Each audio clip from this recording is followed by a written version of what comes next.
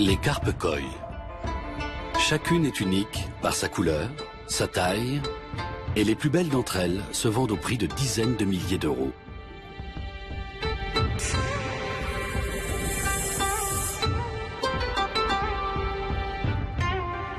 Les carpes de ce bassin valent à elles seules 25 petites voitures.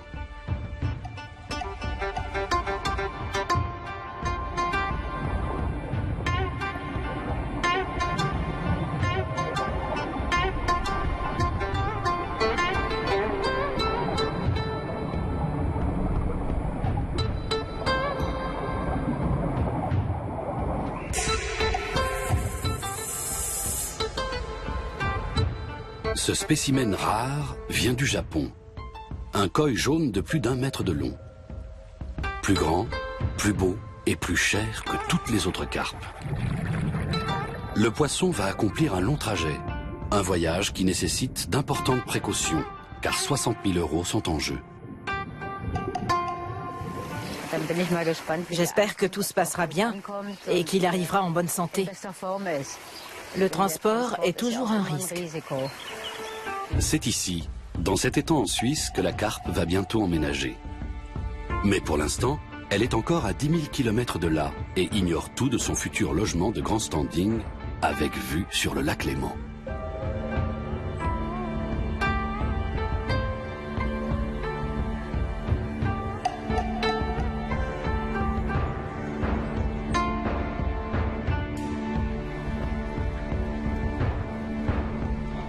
Pour les Japonais, le koi est bien plus qu'un poisson. Il symbolise la force, la chance et l'amour. Une fois par an, dans tout le pays sont accrochées des bannières en forme de koi. Celles-ci incarnent la puissance et l'avenir du Japon.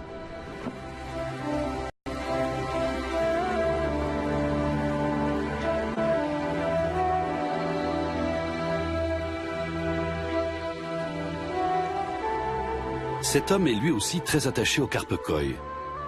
Joji Konishi est un des éleveurs et des vendeurs les plus réputés du Japon. Cette variété de koi est appelée karashigoi, ce qui signifie koi moutarde. Dans une semaine, Joji Konishi devra se séparer de ce poisson qu'il a élevé pendant 6 ans.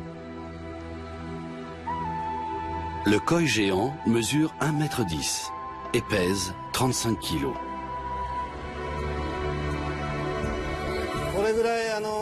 C'est rare une carpe qui devient aussi grosse. C'est vraiment précieux. Je la considère comme un membre de ma famille. Elle n'a que 8 ans. Je n'aurais jamais pensé qu'elle atteindrait cette taille. J'avoue que je suis triste de la voir partir en Europe.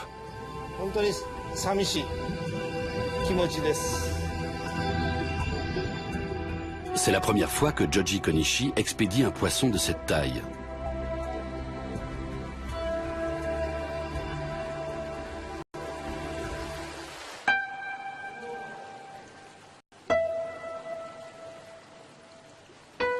La société Konishi a été fondée par Toshikatsu Konishi, le père de Joji. À 84 ans, il est toujours aussi fasciné par les koi. Il ne se passe pas un jour sans qu'il vienne faire un tour dans les locaux de la société, bien que son fils Joji ait repris les affaires depuis longtemps. Tu me fais mal. Joji a un faible pour les carpes jaunes. Hey, Sunny, hey.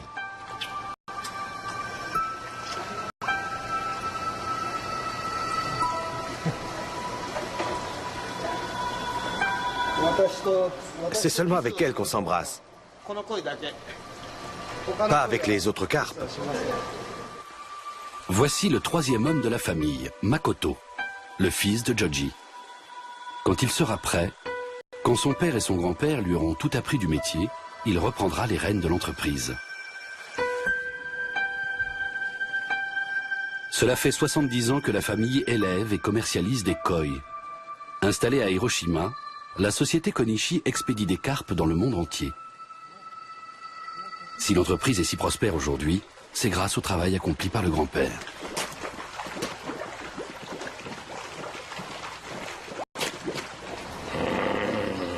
J'ai toujours beaucoup aimé les koi.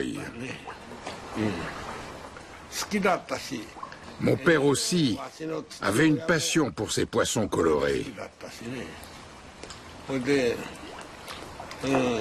Après la guerre, il a commencé à développer son commerce de carpes. Il voulait l'étendre dans tout le Japon.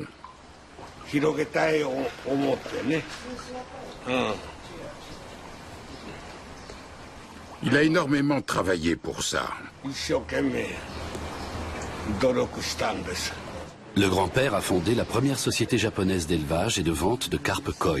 Il a aussi mis sur pied une fédération d'éleveurs de koi. Mais surtout, il a transmis l'amour des carpes multicolores à son fils et à son petit-fils. J'aime toutes ces carpes. Mais, comment dire, il y en a certaines qui font vraiment partie de la famille. Depuis longtemps, elles sont devenues pour moi des animaux de compagnie.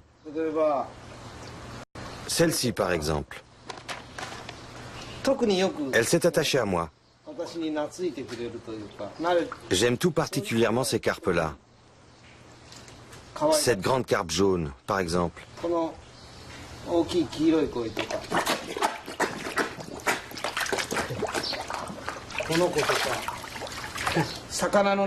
Aucun autre poisson ne s'habitue aussi bien aux hommes.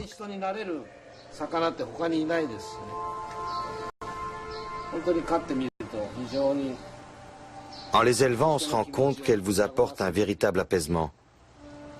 Ces poissons sont vraiment exceptionnels.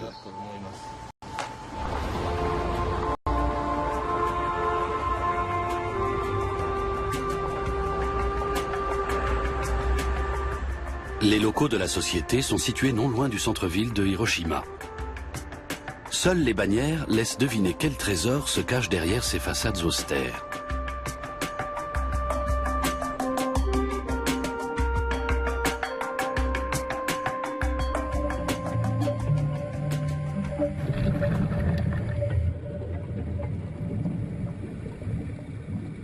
Kohaku, Sanke, Showa. Les amateurs reconnaîtront des noms de variétés de koi. Mais les Japonais les appellent simplement Nishikigoi, carpe brocart. Des œuvres d'art vivantes qui peuvent devenir centenaires.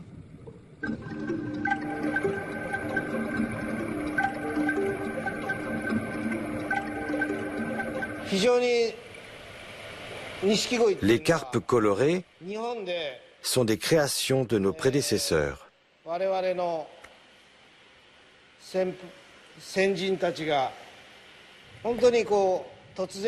Ils ont croisé les races, engendrées par des mutations spontanées.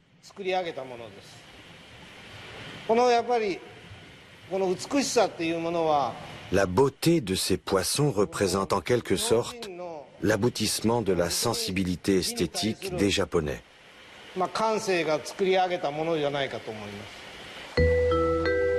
Les carpes tancho ont une tache rouge circulaire sur la tête qui rappelle le drapeau japonais.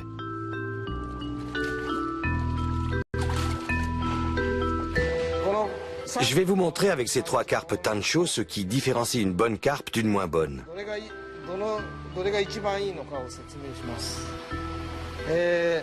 Celle-ci est la plus belle.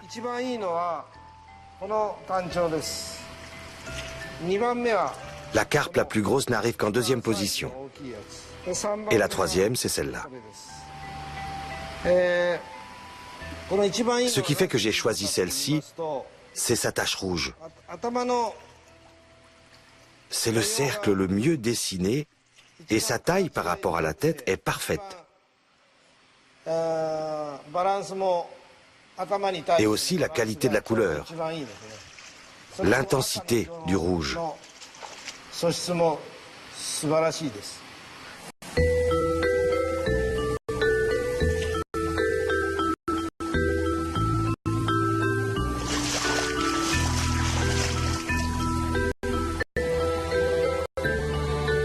Makoto aussi a appris à juger de la qualité des carpes.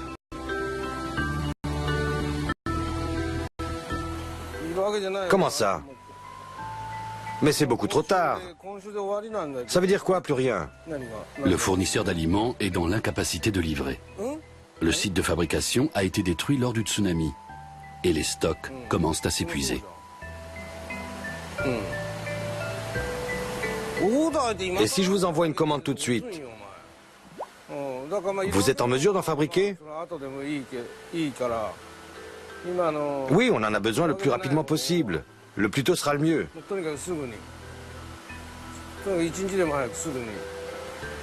Je compte sur vous. Oui, merci, d'accord. Au revoir.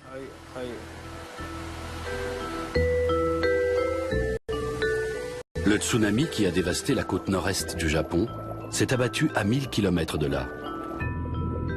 À première vue, Hiroshima semble avoir été épargnée. Pourtant, les conséquences économiques de la catastrophe sont bien présentes, même plusieurs mois après. La famille Konishi tente malgré tout de rester optimiste.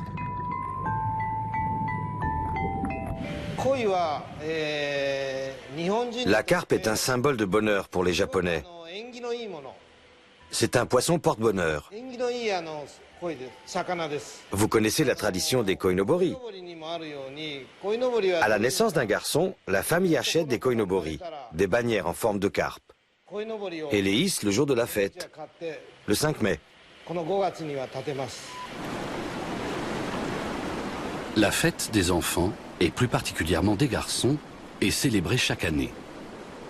Selon la légende, un père doit acheter une carpe koi à la naissance de son fils, afin que l'enfant devienne fort et soit capable de nager contre le courant comme le poisson. Et si en plus les cerisiers sont en fleurs, la fête est parfaite. La fleur de cerisier est un élément très important dans la culture japonaise. Elle symbolise la beauté, le renouveau et l'éphémère.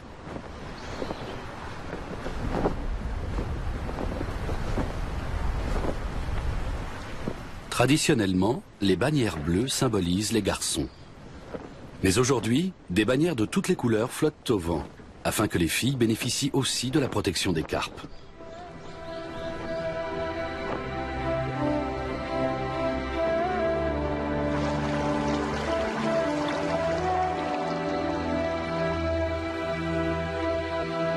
Joji Konishi est fasciné par la grande force symbolique des koi.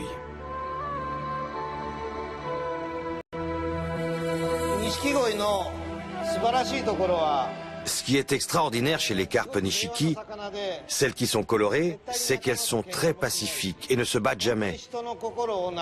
Elles apportent la paix dans votre âme. C'est ce que les Japonais apprécient. Et je suis sûr que les Européens aussi peuvent le comprendre.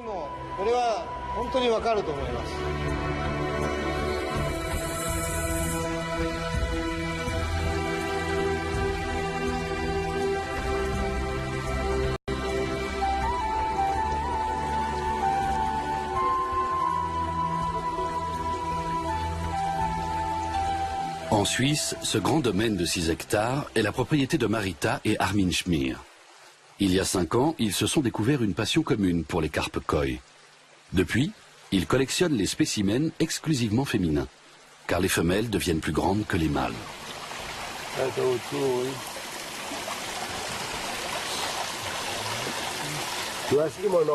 Tu as toujours faim, dis donc. C'est incroyable. Elle n'arrête plus de manger, celle-là.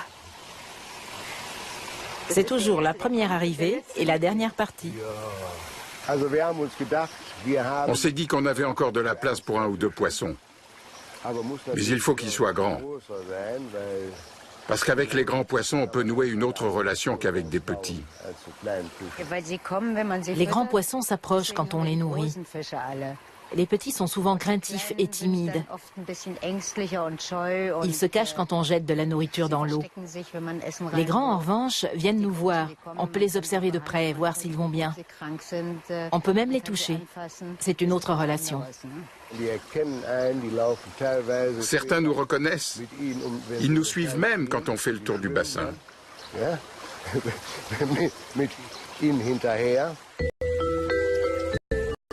Quand les époux Schmir ont appris qu'il y avait un koi géant à Hiroshima, ils n'ont pas hésité, et ce, malgré le prix de la transaction, 60 000 €.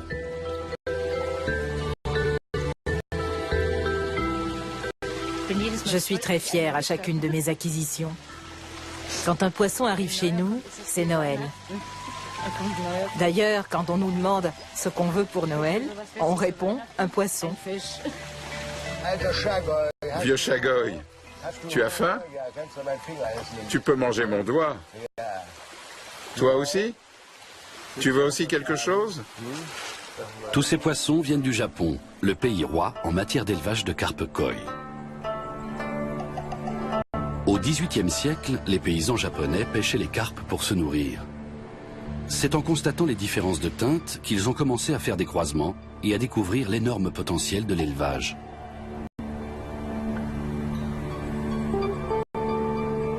Par la suite, beaucoup d'éleveurs se sont installés à proximité d'Hiroshima, car la terre y était bon marché. Le grand-père Konishi a lui aussi acquis des terrains dans la région.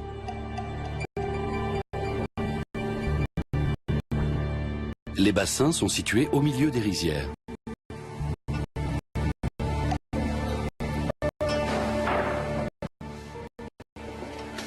Personnes travaillent dans l'entreprise familiale. À leur tête, Yusuke Matsuda. Son savoir-faire est essentiel.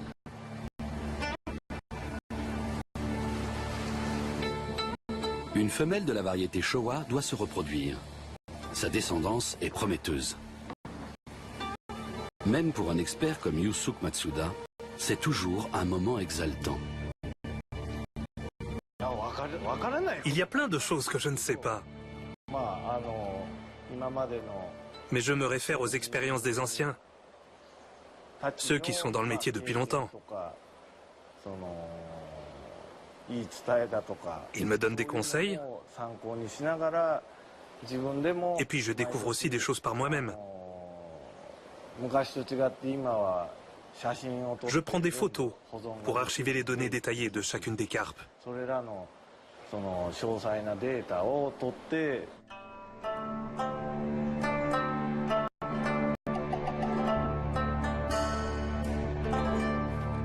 Makoto, le futur patron, a beaucoup à apprendre de Yusuke Matsuda. Comme le veut la tradition japonaise, ce dernier restera toujours le maître d'apprentissage de Makoto, même quand celui-ci aura repris les rênes de l'entreprise.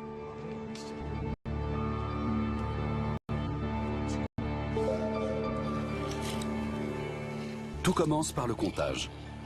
Parmi les 400 000 alevins issus d'un accouplement, seuls les foncés sont sélectionnés.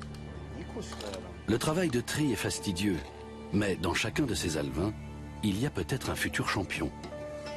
La carrière du koi jaune géant a commencé ici.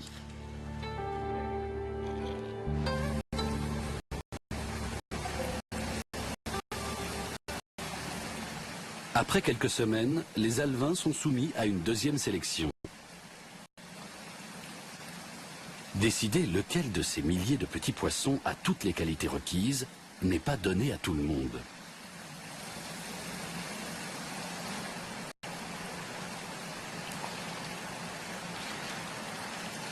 Un bon éleveur connaît chacun de ces poissons, mais aussi leur lignée sur plusieurs générations. Yusuke Matsuda a souvent deviné laquelle de ces petites carpes deviendrait un jour un grand koi. Celui-ci. Il a un coloris vif et un joli dessin.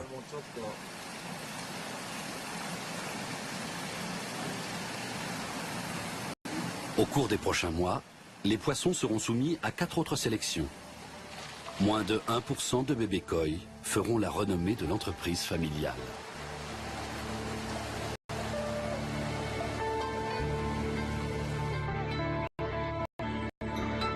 Toujours plus grand, toujours plus coloré. C'est ce qu'exige le marché. Un marché où la concurrence est rude. Quand passion et argent se conjuguent, les prix montent de façon vertigineuse. Certains koi se négocient à 250 000 €.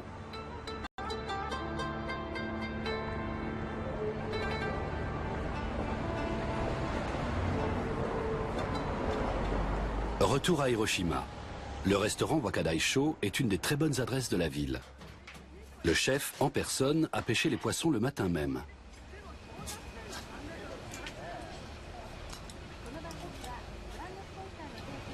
De temps à autre, Makoto et Joji viennent dîner ici.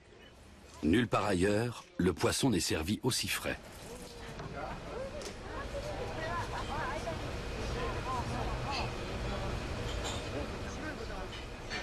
Au menu, du sashimi. Le poisson cru est un des plats favoris des Japonais. Dans le sashimi, le plus important est la découpe des filets. Il faut aussi soigner la présentation des plats.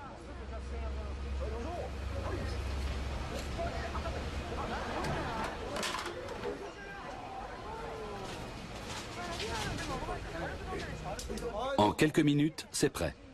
Cela va si vite que le poisson semble rendre son dernier souffle dans l'assiette.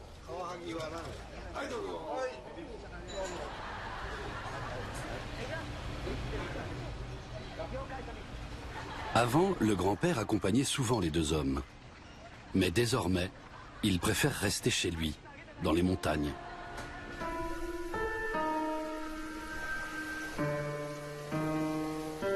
Le vieil homme aime replonger dans le passé, fier de ce qu'il a accompli.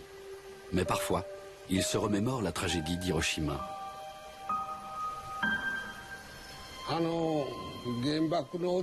Quand la bombe atomique est tombée, j'étais chez moi dans la montagne, dans le village où je suis né. Soudain, il y a eu un éclair. Surpris, j'ai couru hors de la maison. J'ai regardé vers Hiroshima. Là, j'ai vu un énorme nuage dans un beau ciel bleu. J'ai deviné tout de suite qu'il y aurait une explosion.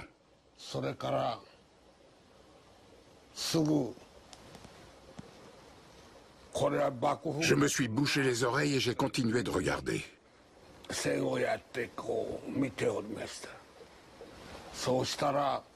Alors, a retenti un vacarme assourdissant, capable de faire sauter une maison.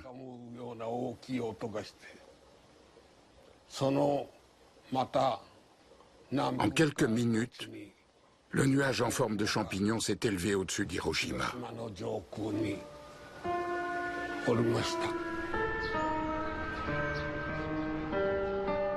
Une flamme éternelle perpétue le souvenir de la tragédie.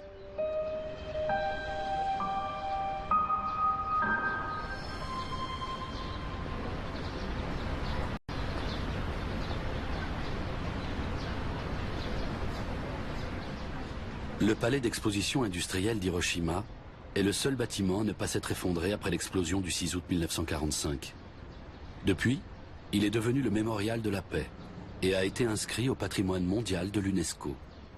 C'est un symbole puissant de la folie des hommes qui fit 200 000 morts à Hiroshima dans les mois qui suivirent l'explosion.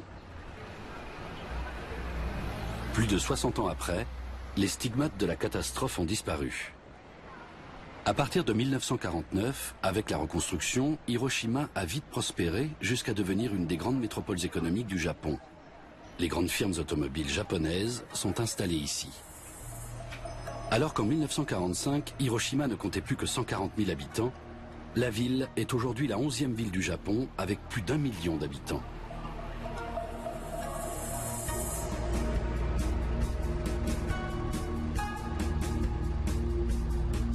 Peu après la guerre, le commerce de la carpe koi a connu lui aussi un nouvel essor. C'est à ce moment que le grand-père Konishi a fondé sa société. Il a aussi organisé la première exposition de koi à Hiroshima.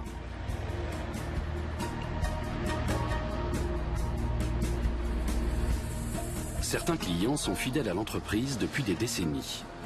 C'est le cas de Nobuyoshi Iwata. Celui-ci veut envoyer pour quelques mois 10 de ses carpes en villégiature à la campagne dans des étangs naturels. Une sorte de thalasso, car l'eau des étangs fait du bien aux écailles des poissons. Il devra débourser 500 € par poisson pour le voyage.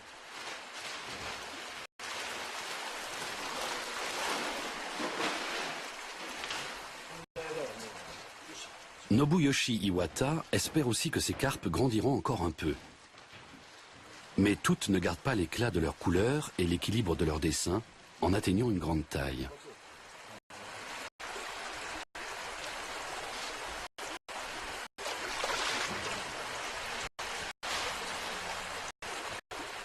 Cette carpe de la variété Showa sera du voyage. Son maître fait une dernière photo souvenir.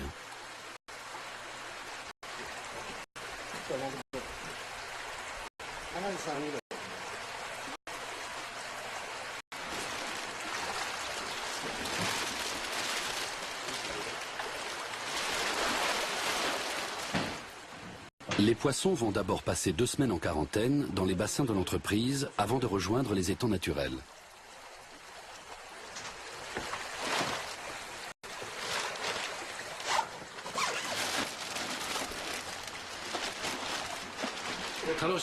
Je me réjouis pour mes carpes, mais j'ai peur aussi.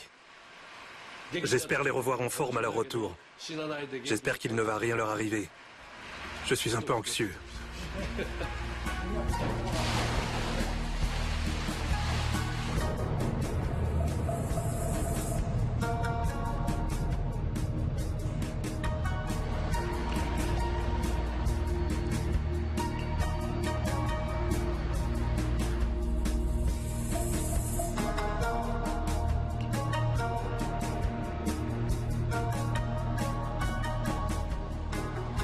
La société Konishi est très estimée des amoureux des koi de toute la région.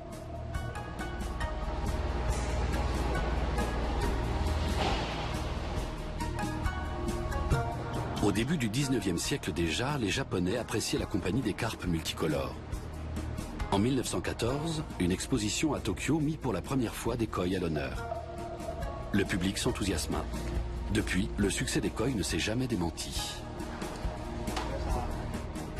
Tous les koi ne valent pas une fortune. Certains se vendent à moins de 500 €.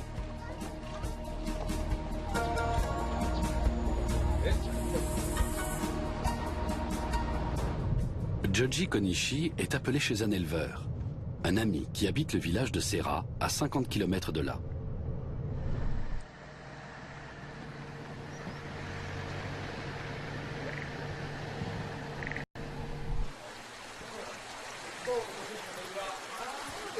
Dans le monde des éleveurs de koi, Hirokazu Oyama est considéré comme un jeune prodige.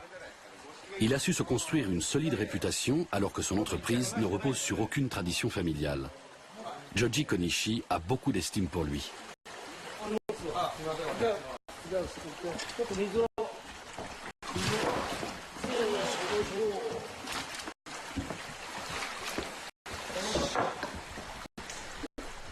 Un koi goshiki, une carpe aux 5 couleurs, doit prochainement être présenté à un concours.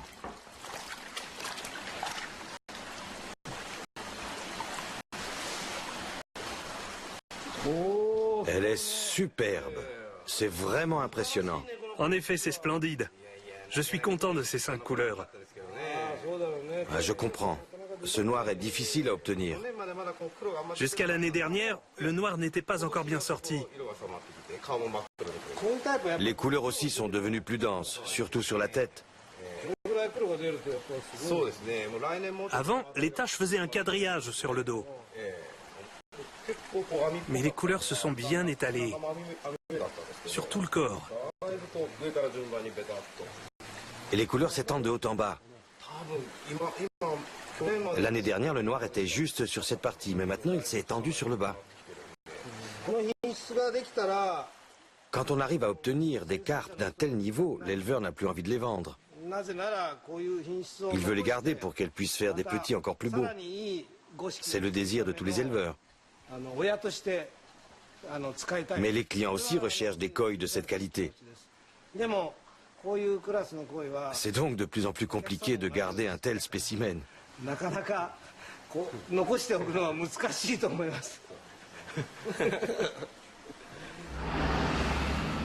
Retour en ville. Monsieur Iwata a du mal à se séparer de ses poissons.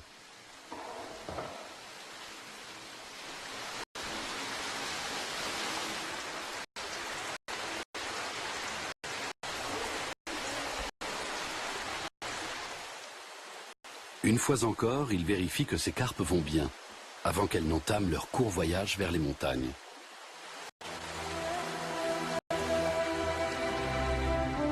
C'est en revanche un long périple que s'apprête à faire ce Karashigoi, le grand koi jaune dont Joshi Konishi est extrêmement fier. Le charme de ces carpes réside dans la beauté de leur couleur jaune. C'est très difficile pour un éleveur d'obtenir un jaune pur. Et puis il y a la forme. Il faut qu'elle soit grosse Mais elle doit garder de belles proportions. On les élève toujours en faisant attention à leur forme.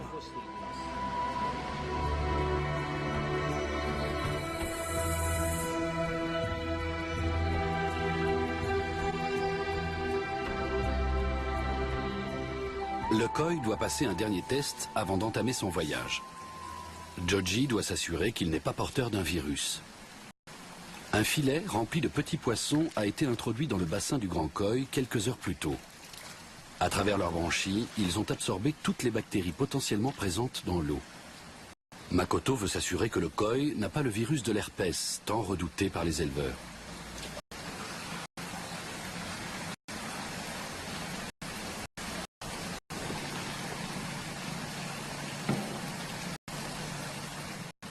Makoto prélève les branchies du bébé koi.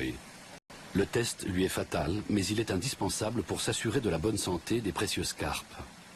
Le virus de l'herpès des koi est capable de décimer un étang entier en quelques jours. Les éleveurs sont obligés de signaler la maladie aux autorités sanitaires européennes. En tant qu'éleveur, je dois atteindre une sécurité garantie à 100%. C'est pour ça que je fais ce test avant chaque expédition. Les instruments utilisés sont stériles. Et bien sûr, on se désinfecte les mains et les pieds avant de faire ce travail. Tout ce qui touche les carpes doit être parfaitement propre.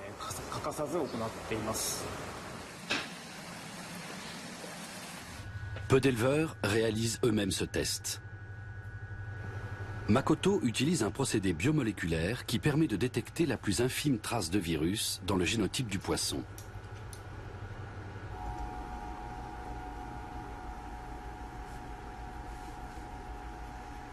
Ni son père ni son grand-père ne maîtrisent ce domaine. Chez les Konishi, chaque génération plonge à sa manière dans le monde des carpes koi.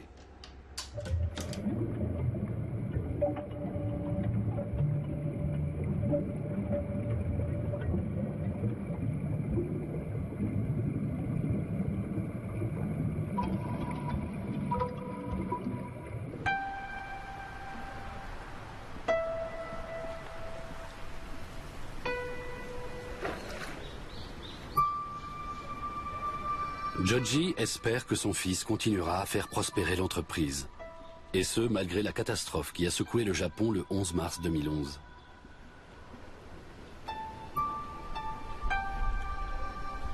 Pour se détendre, Joji se rend dans un jardin onsen d'Hiroshima. Les carpes qui peuplent le bassin proviennent de ces élevages. Mon fils, Makoto, est en ce moment en plein apprentissage. Ce n'est pas un travail qu'on peut transmettre à quelqu'un du jour au lendemain. C'est très long de tout apprendre sur l'élevage des carpes koi. C'est très difficile. Petit à petit, je passe la main à Makoto. Petit à petit seulement. Sa part de responsabilité grandira pas à pas. Son père a procédé de la même façon avec lui, il y a maintenant de nombreuses années.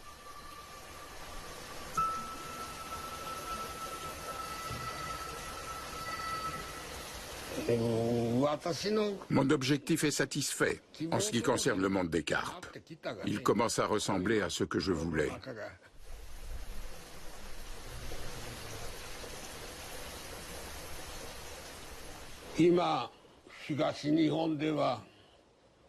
Mais dans le nord-est du Japon, il y a eu un séisme et un tsunami. Et à Fukushima, un accident à la centrale nucléaire. Les gens sont très inquiets.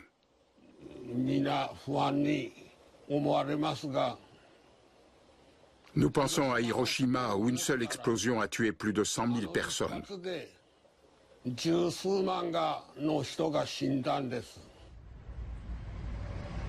Le tsunami et la catastrophe nucléaire ont profondément bouleversé les Japonais. Beaucoup cherchent des repères et se raccrochent à une tradition commune.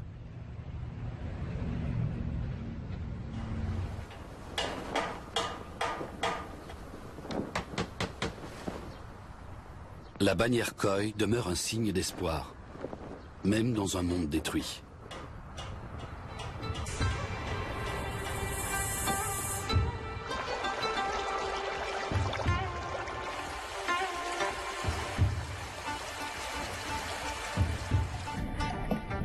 Cette carpe koi passe sa dernière journée au Japon. Elle va entamer un voyage de plus de 50 heures.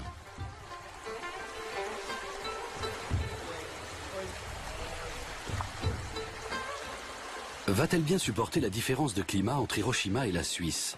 La carpe est un animal à sang froid qui supporte assez mal les fluctuations de température.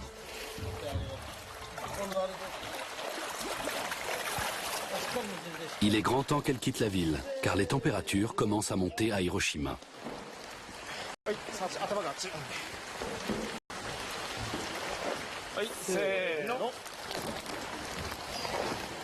Depuis quelques jours, le poisson est à la diète, afin qu'il ne souille pas l'eau avec ses excréments.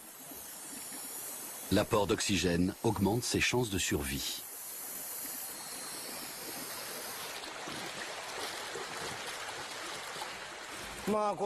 Cette carpe va partir. En Europe. En Suisse.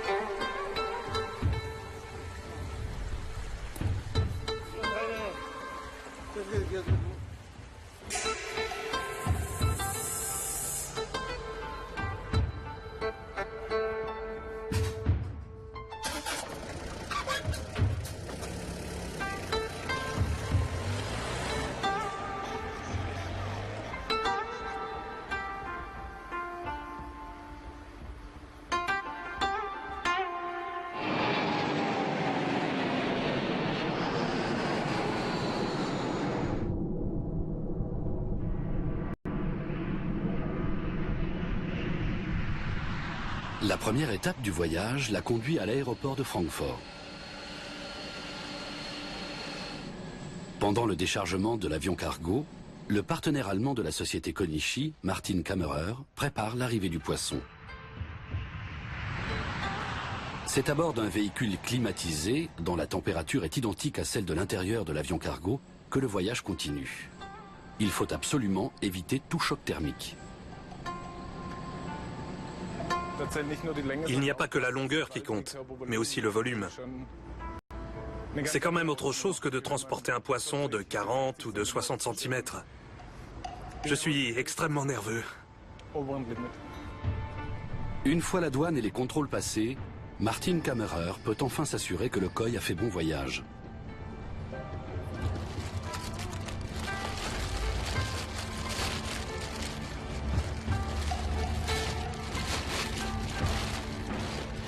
Le poisson est en vie et il va bien. De l'eau propre et un apport d'oxygène vont l'aider à supporter la dernière étape du voyage.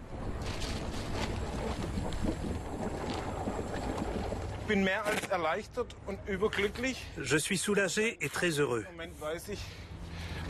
Parce que maintenant, je sais que ce poisson va arriver en pleine forme en Suisse demain.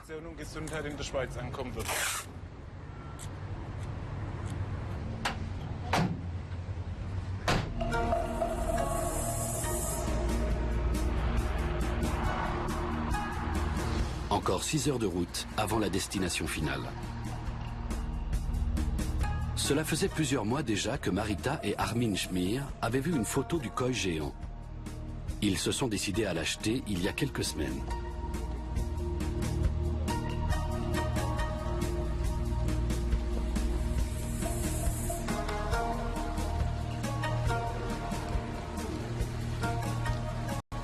Marita Schmier est impatiente de découvrir sa nouvelle acquisition.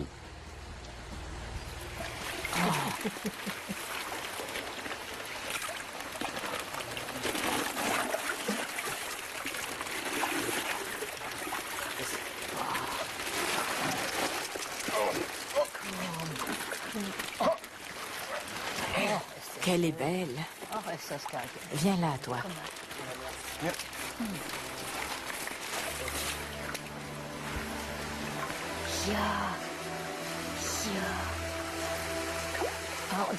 Quelle couleur magnifique. Elle est superbe. Tu comprends ce que je voulais dire? Oui. Qu'est-ce qu'elle est belle. Elle est intacte. Magnifique.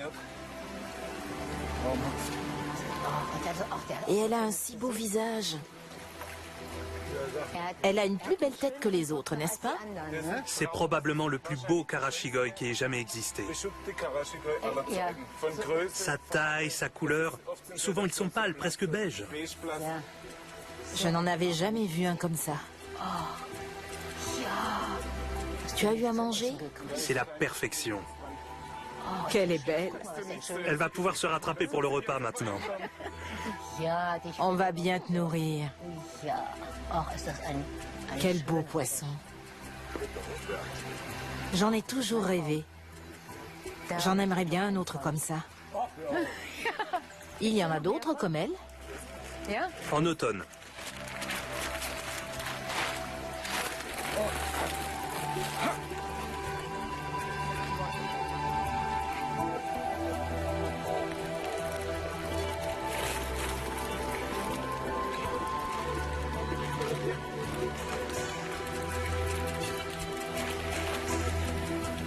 Viens, Armin, c'est toi qui enlève le plastique. C'est l'affaire du chef, ça. Tu peux tirer. En contrepartie, Marita aura droit à une autre carte. C'est un bon deal.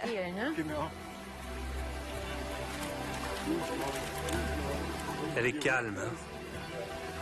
Elle fait du surplace. Ça y est, elle a remarqué qu'il y avait de l'espace.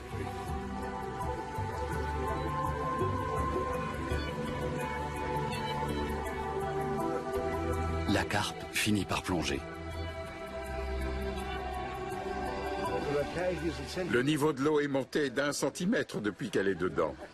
De 2. Oui, de 2 centimètres. Le périlleux voyage est terminé. Dans l'étang du couple suisse, un joyau de plus a rejoint ses congénères, les légendaires carpes koi du Japon.